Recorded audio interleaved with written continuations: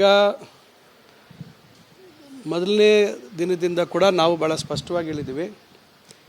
ಏನು ಇವತ್ತು ಒಬ್ಬ ಸರ್ಕಾರಿ ಕರ್ತವ್ಯವನ್ನು ನಿರ್ವಹಿಸಿರ್ತಕ್ಕಂಥ ಅಧಿಕಾರಿಯ ವಿರುದ್ಧವಾಗಿ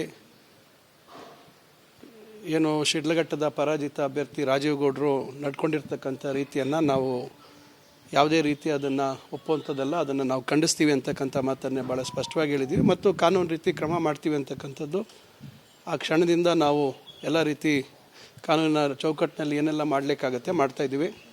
ಮತ್ತು ಅವತ್ತು ದೂರು ಕೊಡುವಂಥದ್ದು ವಿಳಂಬ ಆಯಿತು.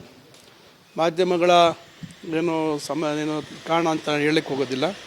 ಅದೇ ಇದು ದೊಡ್ಡ ಮಟ್ಟದಲ್ಲಿ ರಾಜ್ಯದಲ್ಲಿ ಸದ್ದು ಮಾಡೋದ್ರಿಂದ ಅವರು ಯಾರು ಇದಕ್ಕೆ ಗುರಿಯಾಗಿದ್ದರು, ನಮ್ಮ ಕಮಿಷನರ್ ಅವರು ಅಮೃತ ಗೌಡ ಅವರು, ಬಹುಶಃ ಅವರು ಸಂಜೆವರೆಗೂ ದೂರು ಕೊಡುವಂಥದ್ದಕ್ಕೆ ಸಾಧ್ಯ ಆಗಲಿಲ್ಲ.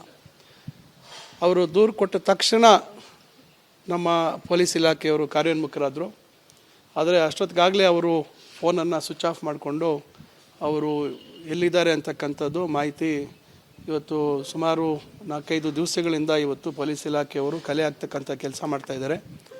ಅವರನ್ನು ಕಾನೂನು ಚೌಕಟ್ಟಿಗೆ ತಂದು ಅವರು ನಡ್ಕೊಂಡಿರ್ತಕ್ಕಂಥ ರೀತಿಗೆ ಇವತ್ತು ಒಂದು ಸ್ಪಷ್ಟವಾದಂಥ ಸಂದೇಶ ಈ ರಾಜ್ಯದಲ್ಲಿರ್ತಕ್ಕಂಥ ಅಧಿಕಾರಿಗಳಿಗೆ ಕಳಿಸ್ತಕ್ಕಂಥದ್ದು ನಮ್ಮ ಸರ್ಕಾರದ ಉದ್ದೇಶ. ಅದರಿಂದ ಇದು ಮಾನ್ಯ ಮುಖ್ಯಮಂತ್ರಿಗಳು ಸ್ಪಷ್ಟವಾಗಿ ಹೇಳಿದ್ದಾರೆ, ಗೃಹ ಮಂತ್ರಿಗಳು ಹೇಳಿದ್ದಾರೆ, ಮಾನ್ಯ ಉಪಮುಖ್ಯಮಂತ್ರಿಗಳು ಹೇಳಿದ್ದಾರೆ, ಎಲ್ಲರೂ ಭಾಳ ಸ್ಪಷ್ಟವಾಗಿ ಹೇಳಿದ್ದಾರೆ. ಇದರಲ್ಲಿ ಯಾವುದೇ ರಾಜಿ ಇಲ್ಲ ಅಂತಕ್ಕಂಥ ವಿಚಾರ ಮತ್ತು ಕಾನೂನು ಚೌಕಟ್ಟಿನಲ್ಲಿ ಅವ್ರ ಮೇಲೆ ಕ್ರಮ ಅಂತೂ ಖಂಡಿತ ಜರುಗಿಸ್ತೀವಿ ಅಂತಕ್ಕಂಥದ್ದು.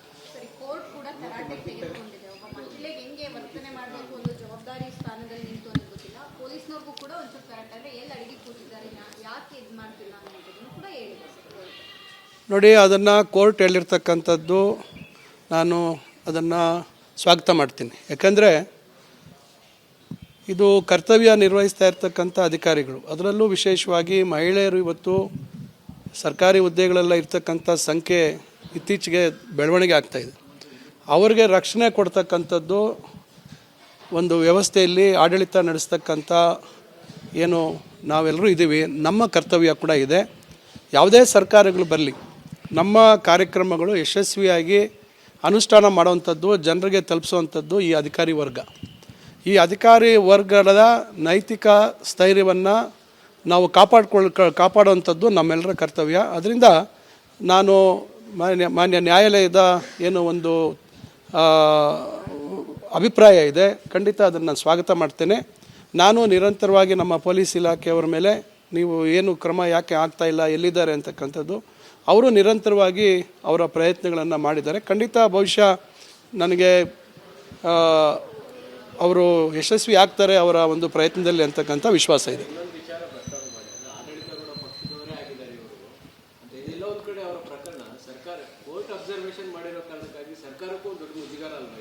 ಇಲ್ಲ, ನಾನು ನೋಡಿ, ನಾನು ಪ್ರಾರಂಭದಲ್ಲೇ ಹೇಳಿದೆ, ಇದನ್ನು ನೋಡಿ ಘಟನೆ ಆಗಿದ್ದು 12ನೇ ತಾರೀಕು, 13ನೇ ತಾರೀಕು ಸಂಜೆ ನನಗೆ ಗಮನಕ್ಕೆ ಬಂತು. ನಾನು ಅಧಿಕಾರಿಗಳ ಜೊತೆಲೂ ಮಾತಾಡಿದೆ, ಅವರಿಗೆ ಒಂದು ಧೈರ್ಯವನ್ನು ತುಂಬತಕ್ಕಂಥ ಕೆಲಸ ಮಾಡಿದೆ. ಜಿಲ್ಲಾಧಿಕಾರಿಗಳು ಇಲ್ಲಿ ಕಂದಾಯ ಇಲಾಖೆ ಪ್ರಧಾನ ಕಾರ್ಯದರ್ಶಿಗಳ ಒಂದು ಸಭೆಯಲ್ಲಿದ್ದರು. ನಾನು ಅವರಿಗೆ ಆ ತುಣುಕನ್ನು ಕಳಿಸಿದೆ. ಅವ್ರು ನೋಡಿದ ತಕ್ಷಣ ಏನು ಸರ್ ಈ ಥರ ಇದೆ ಅಂತ ಹೇಳಿ ಮಾತಾಡಿದ್ರು.